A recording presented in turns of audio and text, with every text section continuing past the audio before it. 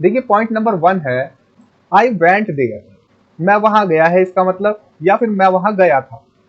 एक बार की घटना है या बीते समय में एक बार वहां गया था। मतलब कि सिंपल पास्ट से हम हैबिट नहीं बताते हैं, वो काम किसी समय पर हुआ था पास्ट में, एक ही बार वो बताते हैं हम वर्ब की सेकंड फॉर्म का यूज करके। और देखिए दूसरा, आई यूज टू गो देयर, मैं वहां जाया करता था इसका मतलब है पहले ये मेरी आदत थी या नियमित काम था, अब नहीं करता। मतलब मैं वहां जाया करता था लेकिन अब नहीं जाता हूं, इसलिए हमने यूज टू का यूज किया। और थर्ड देखिए, आई वुड गो देयर, ये भी यूज टू की तरह ही यूज होता है। देखिए मैं वहां जाया करता था इसका भी मतलब है, लेकिन ये थोड़ा लिटररी या फॉर्मल स्टाइल है कहने का।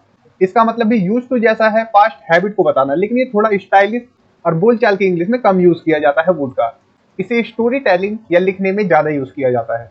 और छोटा सा अंतर और है, जब भी हम वुड का यूज करते हैं तो वुड ये क्लियर नहीं बताता कि वो काम अब होता है कि नहीं, लेकिन जब हम यूज करते हैं यूज टू का तो ये क्लियर करता है कि पहले वो काम होता था अब नहीं होता। जैसे कि मैं वहां जाया करता था लेकिन अब नहीं जाता, ये क्लियर बताता है।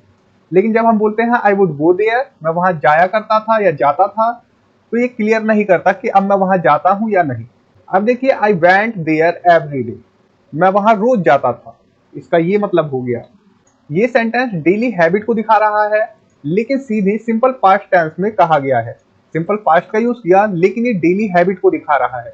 क्यों दिखा रहा है? इस एडवर्ब की वजह से। इसमें यूज टू या वुड का प्रयोग भी किया जा सकता है इस सेंटेंस में, जैसा कि मैंने आपको दिखाया।